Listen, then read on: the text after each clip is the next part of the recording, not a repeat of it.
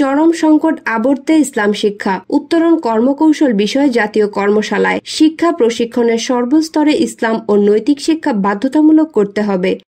12 September 2025 শুক্রবার সকালে Bangladesh Islamic studies ফোরামের উদ্যোগে ঢাকা কলেজ অডিটোরিয়ামে চরম সংকট আবর্তে ইসলাম শিক্ষা, উত্তরণ কর্মকৌশল বিষয়ে জাতীয় কর্মশালা প্রফেসর ডক্টর শাহ মোহাম্মদ আব্দুর রহিমের সভাপতিত্বে সহকারী অধ্যাপক মোহাম্মদ রুহুল আমিনের সঞ্চালনায় অনুষ্ঠিত হয়। উক্ত কর্মশালায় প্রধান অতিথি হিসেবে উপস্থিত ছিলেন আরবি ইসলামী বিশ্ববিদ্যালয়ের উপাচার্য প্রফেসর ডক্টর আবু জাফর খান। বিশেষ অতিথি হিসেবে উপস্থিত ছিলেন অধ্যক্ষ উপাধ্যক্ষ ফোরামের মহাসচিব মোহাম্মদ আব্দুর রহমান, প্রফেসর ডক্টর মোহাম্মদ জহিরুল ইসলাম, প্রফেসর ডক্টর মোহাম্মদ সাইদুল হক, প্রফেসর মোহাম্মদ আতাউর রহমান, ডক্টর আব্দুস সবুর মাতব্বর, অধ্যাপক ফেরদৌস আরা খানম, অধ্যাপক মোয়াজ্জেম হোসেন, ডক্টর আতিকুল ইসলাম সহ অন্যান্য নেতৃবৃন্দ। কর্মশালায় লিখিত বক্তব্য পাঠ করেন প্রফেসর ডক্টর শাহ মোহাম্মদ আব্দুর রহিম।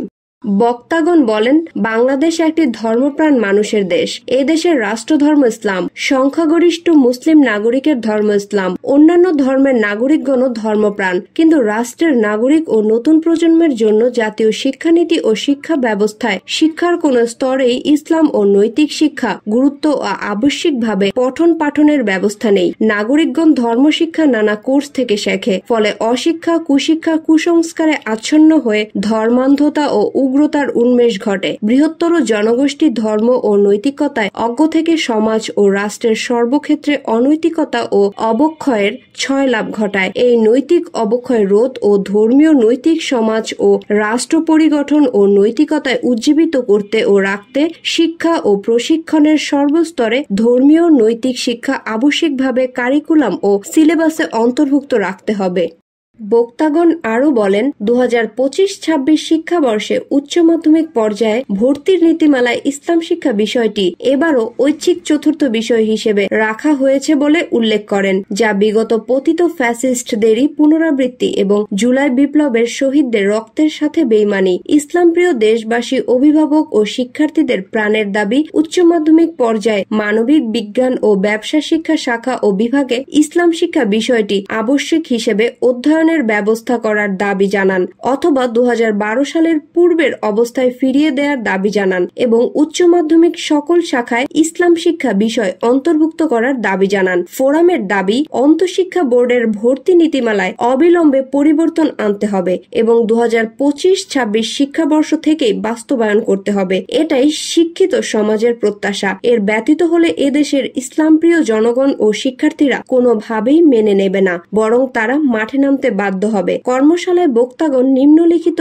7 দফা দাবি পেশ করেন। প্রাক প্রাথমিক শ্রেণী থেকে প্রাথমিক, মাধ্যমিক ও উচ্চ মাধ্যমিক স্তরে মানবিক বিজ্ঞান ও ব্যবসা শাখায় ইসলাম ও নৈতিক শিক্ষা বাধ্যতামূলক ও সিলেবাসে অন্তর্ভুক্ত করতে হবে। স্নাতক পাশ কোর্স, স্নাতক অনার্স ও স্নাতকোত্তর স্তরের সকল বিষয়, সাবজেক্ট, ডিসিপ্লিন এবং প্রোগ্রামে তথা কলা, বিজ্ঞান, ব্যবসা, মেডিকেল ও প্রযুক্তিগত সকল কোর্স ও ডিসিপ্লিনে ইসলাম ও নৈতিক শিক্ষায় ন্যূনতম 100 নম্বরের একটি বিষয় আবশ্যিকভাবে সিলেবাসে অন্তর্ভুক্ত করতে হবে। সকল কলেজ ও বিশ্ববিদ্যালয়ে ইসলামিক স্টাডিজ বিষয় ও বিভাগ খুলতে হবে। বিজ্ঞান, প্রযুক্তি, মেডিকেল, প্যারামেডিকেল, কারিগরি বিশ্ববিদ্যালয়ে প্রত্যেক ডিসিপ্লিনে 100 নম্বরের ইসলাম ও নৈতিক শিক্ষা আবশ্যিক করতে হবে। প্রশাসন, বিচার বিভাগ, শিক্ষা প্রশিক্ষণ, ইন সার্ভিস প্রশিক্ষণ ও সামরিক, নৌবাহিনী, বিমান বাহিনী, পুলিশ বাহিনী সহ সকল ক্ষেত্রে ন্যূনতম 100 নম্বরের ইসলাম ও নৈতিক শিক্ষা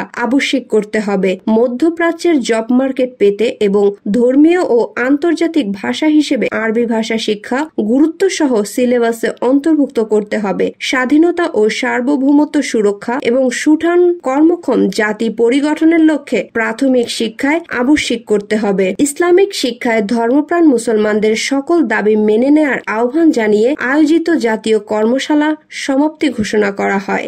মালিয়া আহমেদ পায়েল, নিউজ রিপাবলিক বাংলা, ঢাকা।